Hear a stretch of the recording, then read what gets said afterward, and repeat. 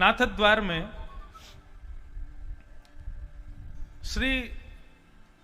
श्रीमद वल्लभाचार्य जी महाराज के अर्चक ठाकुर जी बैठे हैं।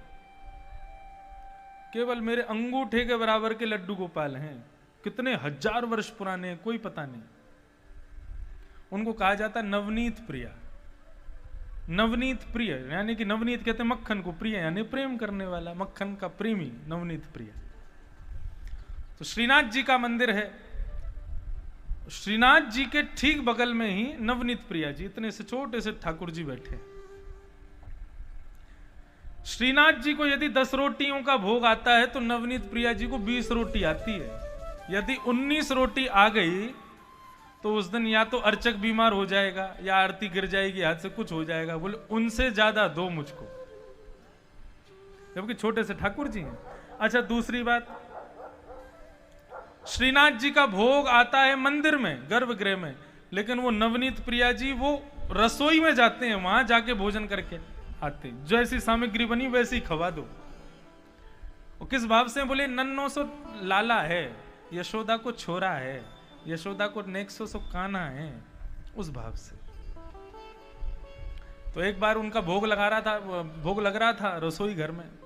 तो ठाकुर जी के भोग में भी बड़ी पद्धतियां हैं। मिष्ठान को आगे रखो, मीठा ठाकुर जी की तरफ होना चाहिए। जब थाली ठाकुर जी की लगाई जाती है तो मिष्ठान जो है कुछ भी एक मीठा तो होना चाहिए, वो ठाकुर जी की तरफ पहले करो। भगवान पहले मीठा खाते हैं, फिर मिष्ठान के बाद थोड़ा नमकीन सामान रखो, फिर उसके बाद थोड़े पापड़ और भुजिया आदि वो सब रखो, फिर रोटी रखो। अब आप लोग जैसे लगाएं, आपका अपना रुचि है, लेकिन मिष्ठान ठाकुर जी की तरफ रखो। तो यही क्रम चलता आ रहा था। नाथद्वारा में भी पहले ठाकुर जी के सामने मिष्ठान रखा जाता है। उस दिन पुजारी जी से गलती हो गई, उन्होंने मिष्ठान थोड़ा सा आगे कर दिया, कढ़ी को पहले कर दिया और मिष्ठान दूर कर दिया। अब वो तो भोग लगाने के लिए ठाकुर जी को भीतर विराजमान करके और चले गए। 45 मिनट का भोग लगता है। कई घरों में हम देखते हैं कि सीधा भोग रखा, ठाकुर जी घंटी हिलाई, तुरंत उठा लिया। अरे चखने तो दो उनको, तुमने सीधे रखे उठा लिए। और कई जगह में देखा है कि वहां पर पता है क्या है, स्पेशल एक काला सा एक डिब्बा होगा जिस पर बहुत मेल जम रहा होगा। उसमें अंदर क्या है, काजू, बादाम, किशमिश और मिश्री। ये क्या है?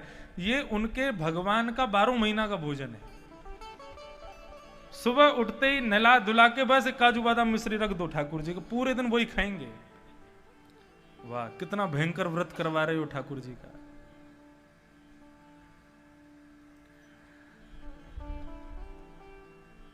तो ऐसा करके वो पुजारी जी चले गए, वो ठाकुर जी भोग लगा रहे थे। अब 45 मिनट भोग लगता है। 45 मिनट के बाद जैसे ही पुजारी जी भीतर आए तो नवनीत प्रिया जी अपने सिंहासन से गायब, छोटे से ठाकुर जी। अब तो वो खोजे, पूरे नाथद्वारा में हल्ला मच गया, नवनीत प्रिया जी चले गए, नवनीत प्रिया जी चले गए। पूरा मंदिर इकट्ठा हो गया।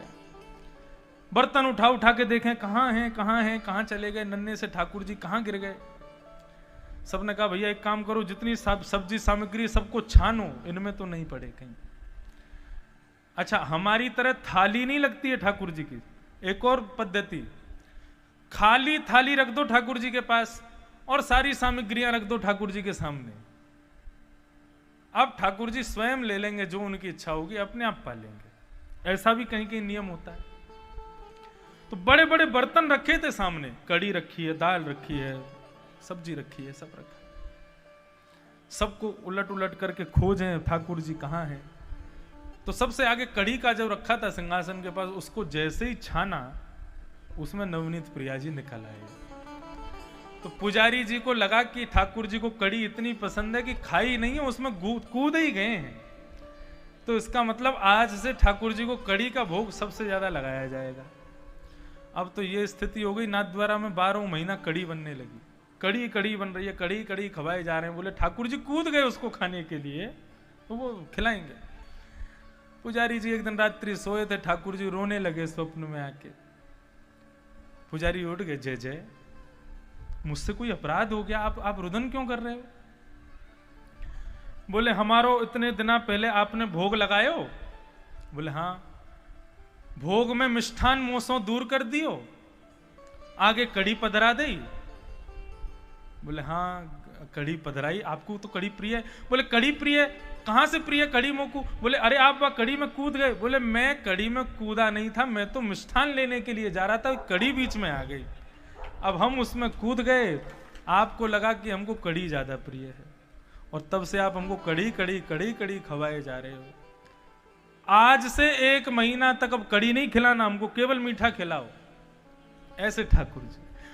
ये क्या है? अब ना तो ठाकुर जी को आप देख पाओगे ना सुन पाओगे, लेकिन अनुभव होगा, और यही अनुभव, इसी को आनंद कहते हैं, यही भगवान है।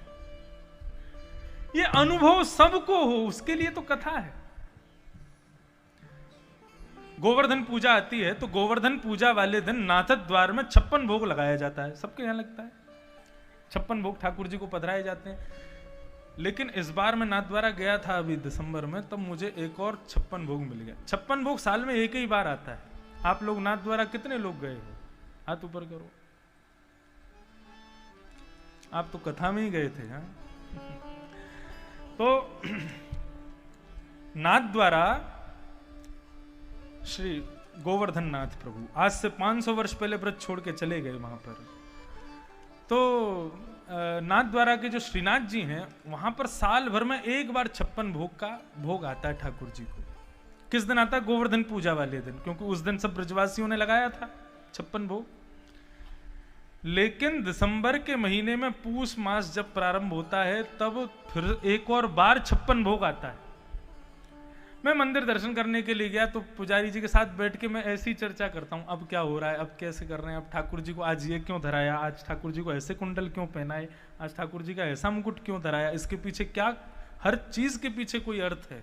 वो ऐसे ही श्रृंगार आपको लुभाने के लिए ठाकुर जी तैयार नहीं हुए, वो हर चीज का एक अर्थ होता है। तो मैंने कहा आज 56 भोग क्यों होता है? तब बोले कि जो 56 भोग गोवर्धन पूजा वाले दिन होता है, तो वल्लभाचार्य जी महाराज जब थे आज से हजारों वर्ष पहले, तो वल्लभाचार्य जी महाराज के 7 सेवायत ठाकुर जी थे, 7 निधि थे उनके। जिस प्रकार हमारे एक लड्डू गोपाल हैं, उनके 7 थे। उन्होंने क्या किया, अपने पुत्रों को दे दिया, उनके पुत्रों ने अपने 7 पुत्रों को दे दिया। अब 7 पुत्रों ने अलग अलग स्थानों पर अपने अपने मंदिर बना लिए। कहीं कोटा में है, इंदौर में है, सूरत में है, आदि आदि ऐसे 7 हैं। उनका गढ़ नाथद्वार है। 56 भोग वाले दिन वो 7 ठाकुर जी आते हैं नाथद्वारा में, और सब अपनी अपनी सामग्री, अपने अपने 56 भोग अपने साथ लेकर के आते हैं, और वहां नाथद्वारा में 7 निधि बैठते हैं, और एक साथ 56 भोग 7 बैठ करके श्रीनाथ जी के साथ पाते हैं, भोग लगाते हैं। तो वो तो रहा 56 भोग। अब ये दिसंबर में 56 भोग क्यों लगा? तो मैंने पूछा पुजारी जी से, तो पुजारी जी बोले जब वो 7 लोग आते हैं पाने के लिए 56 भोग, तो हमारे श्रीनाथ जी संकोच में आकर के कम खाते हैं। 7 बैठे, अब 7 लोग टेबल पर बैठे हैं भोजन करने के लिए, तो आप जैसे रोज खाते हो वैसे थोड़ी खाओगे। रोज तो महाराज लिए चावल दाल डाली हाथ से बना के और सीधा मुंह में, और जब कोई साथ में बैठे हो तो बड़े अदब से चम्मच उठाएंगे फिर खाएंगे बना के। ऐसे ही ठाकुर जी जब 7 लोग बैठते हैं तो बड़े अदब से खाते हैं। ये मिष्ठान खाएंगे, ये खाएंगे, नहीं ज्यादा नहीं खाएंगे, थोड़ा थोड़ा खाएंगे। नहीं क्या बोलेंगे, 7 लोग बैठे। जब 56 भोग लगा के 7 चले जाते हैं, तब ठाकुर जी का रोना शुरू होता है।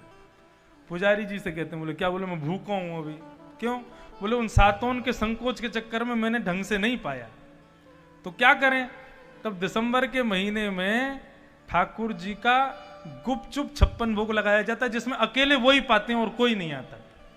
नाथद्वार का एक नियम है, जब ठाकुर जी भोग लगाएंगे तो बाहर सेनाई बजेगी, पूरे नगर को सुनाई देगी, नगाड़े बजेंगे, पूरा नगर सुनेगा ठाकुर जी भोग लगा रहे हैं। लेकिन उस दिन सेनाई और नगाड़ा भी अंदर जाके बजाते हैं वो लोग। क्यों? वो बगल में नवनीत प्रिया जी को सुनाई नहीं दे जाए कि ठाकुर जी भोग लगा रहे हैं, नहीं तो वो आके खा जाएंगे। तो ये सब बातें, ये सब भाव, ये सब प्रेम की अनुभूतियां हैं ठाकुर जी के स्मरण की। इन सब को लोग नहीं समझ पाते। भगवान को केवल भगवान तक सीमित रखोगे तो संसार में जन्म लेना व्यर्थ है आपका। मैं अपनी कथा में स्पष्ट कहता हूं, पिताजी 2 बार मुझे टोक भी चुके इस बात के लिए। मैं स्पष्ट कहता हूं, भगवान को अगर पाना है तो सबसे पहले उनको भगवान मानना बंद कर दो। पिताजी बोले ऐसा क्यों बोलते हो, लोग गलत अर्थ ले लेंगे। मैंने कहा पिताजी स्पष्टीकरण भी तो करते हैं ना। आप केवल भगवान को भगवान मानोगे तो एक दूरी बनी रहेगी, एक भय बना रहेगा, ये भगवान है, ये ईश्वर है। लेकिन वही भगवत पदवी से यदि कोई अपनत्व की पदवी पर आ जाए तो प्रेम अनंत हो जाएगा। वक्ता को, कथा करने वाले को केवल व्यास तक सीमित मत रखो, उसके प्रति भी कोई ना कोई संबंध आपका हो जाना चाहिए। 7 दिनों में मित्र भाव हो, भ्रातृ भाव हो, कोई भाव हो। उस भाव से क्या होगा, उसकी कही गई बातों में फिर आपका इंटरेस्ट अपने आप बढ़ेगा। जब कोई अपना अच्छी बात कहता है तो सुनने में आनंद आता है, पराया कुछ भी कहता रहे उससे हमको क्या मतलब।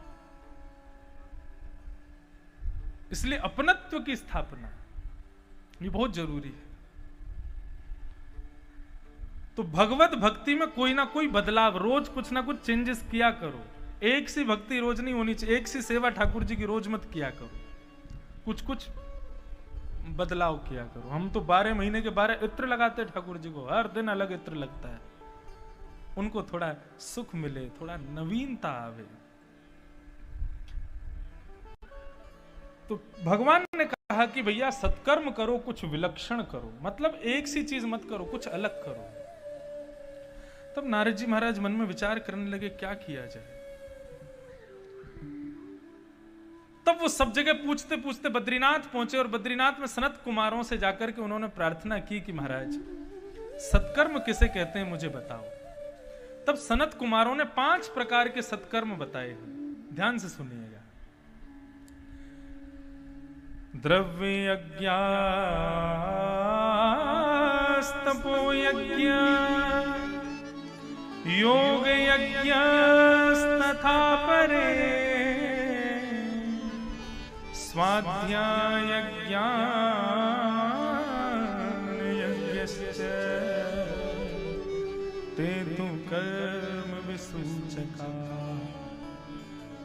5 सत्कर्म। सत्कर्म यानी कि सत्कर्म किसे कहते हैं, जिससे सबका हित होवे उसको सत्कर्म कहते हैं। और एक बात कहें, अपना हित भी करना सत्कर्म होता है।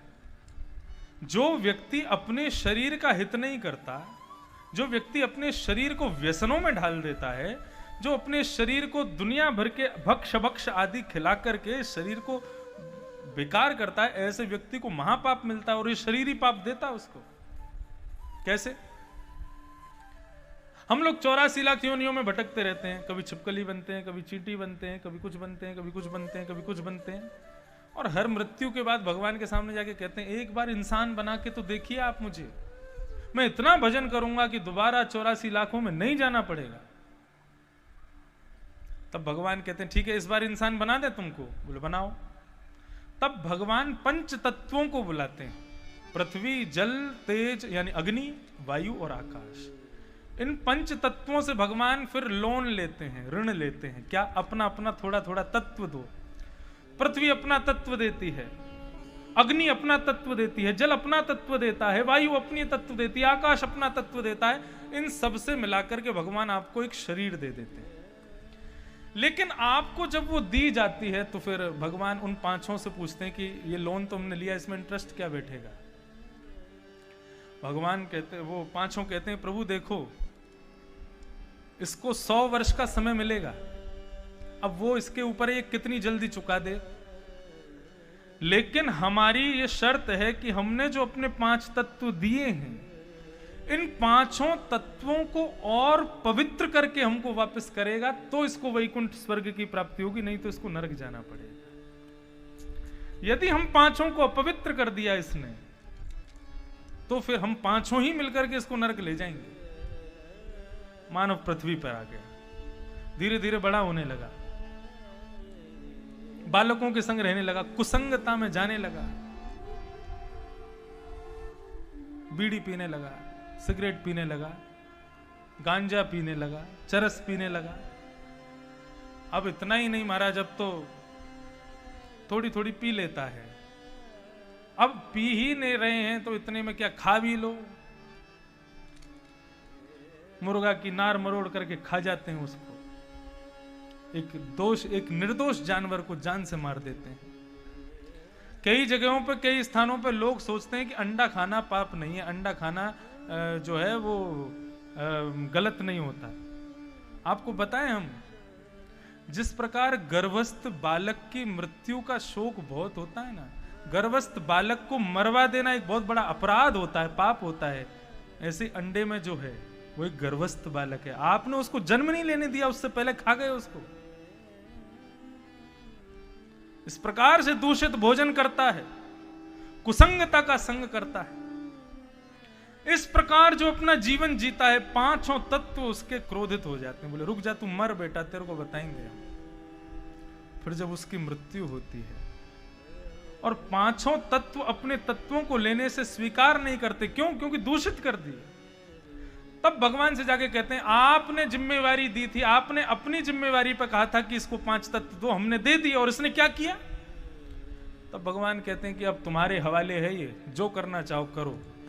तब पंच तत्व उसको नरक लेकर के जाते हैं और नरक में जाकर के फिर यमराज जी से कहते हैं इसने हमारे साथ हमारा लोन नहीं चुकाया, इसने सही ढंग से नहीं चुकाया, अब आप देख लीजिए। फिर यमराज उसको उल्टा सीधा जो भी करता है, यम के नरक के बहुत सारे गुण बताए गए। उन सब को करने के पश्चात फिर जब उसका दोबारा जन्म होता है, तो दोबारा जन्म लेता है तो एक पापी खानदान में ही जन्म लेता है, फिर दोबारा पाप करता है, फिर उल्टे सीधे काम करता है, फिर नरक जाता है। एक बार यदि आपने पंच तत्वों के साथ में खिलवाड़ किया तो एक नहीं अनेक जन्मांतरों तक आपको नरक जाने से कोई नहीं रोक सकता। इसलिए पंच तत्वों से बना हुआ ये शरीर है, इस शरीर को हमें वापस करना है। ये कोई फ्री में हमारा हमको मिल नहीं गया, ये लोन है हमारे पास में शरीर। इस लोन को सही ढंग से चुकाने के लिए कथा सुनो, तीर्थ यात्रा करवाओ इस शरीर को।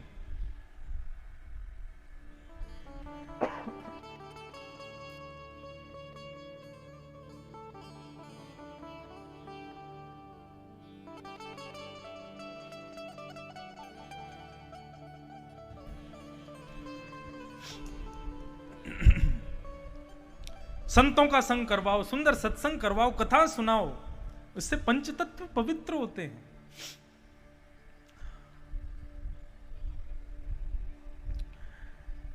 तो ये 5 यज्ञ, ये पंच सत्कर्म है। इसमें सबसे पहला सत्कर्म है कि स्वयं का कल्याण करो, स्वयं को ठीक करो, तब दूसरों का कल्याण करो। तो 5 प्रकार के सत्कर्म कौन कौन से हैं? पहला, द्रव्य यज्ञ। द्रव्य यज्ञ किसे कहते हैं? भगवत स्मरण में, भगवत भजन में जो धन का व्यय आप करते हो, तीर्थ यात्रा के लिए, वृंदावन जाने के लिए, किसी तीर्थ स्थान पर जाने के लिए जो व्यय आप करते हो, उसको द्रव्य यज्ञ कहते हैं। वो भी एक यज्ञ है, लेकिन वो सबसे निम्न क्वालिटी का यज्ञ है, सबसे छोटी क्वालिटी का यज्ञ है। उसके बाद क्या आता है? तप यज्ञ। तप यज्ञ किसे कहते हैं?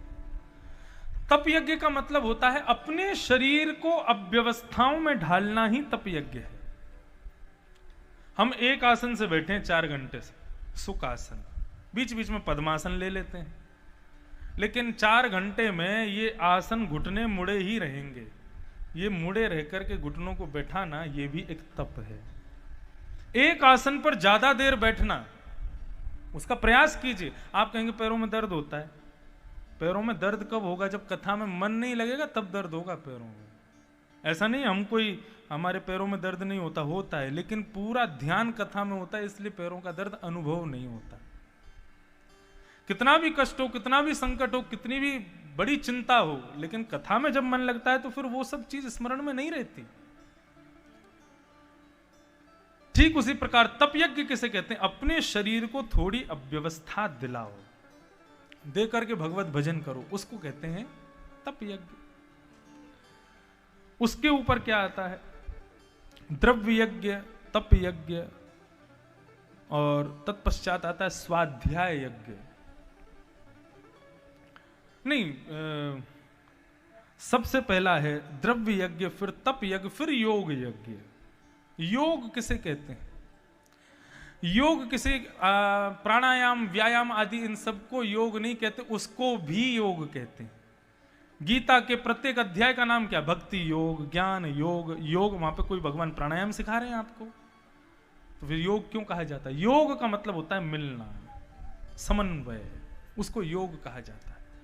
अपने शरीर को स्वस्थता से मिलाना, उसको योग कहा जाता है। ऐसे अपने शरीर को भक्ति से मिलाना, वो भक्ति योग कहा जाता है। अपने शरीर को ज्ञान से मिलाना, वो ज्ञान योग कहा जाता है। कर्म से मिलाना, कर्म योग कहा जाता है। योग का मतलब मिलाना, मतलब अपने शरीर को सुंदर संतों से मिलवाओ, सत्संगियों से मिलवाओ। वो मैं भागवत के दुकान खोल के बैठा था, पूरी तो बेक ही नहीं पाया। अब याद आया मुझे, भा से भक्ति बेकी थी, ज्ञा से ज्ञान बेका था। उनके लिए क्या क्या व्यय करना है? भा के लिए, भक्ति के लिए भाव का व्यय करना है, ज्ञान के लिए जिज्ञासा का व्यय करना है। जिज्ञासा होगी तो ही ज्ञान मिलेगा। और फिर उसके बाद आता है भागव, यानी कि वैराग्य। वैराग्य के लिए दृढ़ता का व्यय करना पड़ेगा। वैराग्य तब तक नहीं आएगा जब तक हृदय में दृढ़ता नहीं हो। लोग 7 दिन कथा सुनते हैं, उनके भीतर वैराग्य आ जाता है। अब क्या करेंगे? बोले कुछ नहीं करेंगे, अब इंद्रेश जी के संग ही रहेंगे, जहां जहां कथा करने जाएंगे इनके संग कथा सुनेंगे। घर वाले सुनते नहीं हमारी, कोई हमारा काम करता नहीं है, अब कोई घर में नहीं रहना, इन्हीं के संग रहना है। कितनी बार लोग कह देते हैं ऐसा, हमारे बच्चों की शादी हो जाएगी, हम आपके संग ही रहेंगे। ठीक है, आ जाना। फिर हम कहते हैं अब आ जाओ, बच्चों की शादी हो गई, अब बच्चे तो हो जाएं, उनको देख लें फिर आ जाएंगे। ये जीवन भर के सब नाटक हैं, कोई नहीं रहता। तो वैराग्य के लिए दृढ़ता चाहिए। दृढ़ता का व्यय करोगे तो वैराग्य मिलेगा। तो भक्ति, ज्ञान, वैराग्य, भ और त के लिए क्या करना है? त्याग। त से त्याग। किसका त्याग कीजिए? किसको छोड़ना है?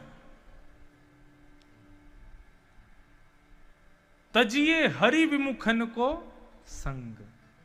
श्री सूरदास जी कहते हैं, जाके संग कुमति उपजत है, जाके संग कुमति उपजत है, पड़त भजन में भंग, पड़त भजन में भंग। जाके संग कुमति उपजत है, जिसके साथ रहने से बुद्धि हमारी वो सोचने लग जाए जो हमने कभी नहीं सोचा। जो दूषित भाव हमारे मन में कभी नहीं आया, वो जिसके संग रहने से आने लग जाए, उसको छोड़ दो।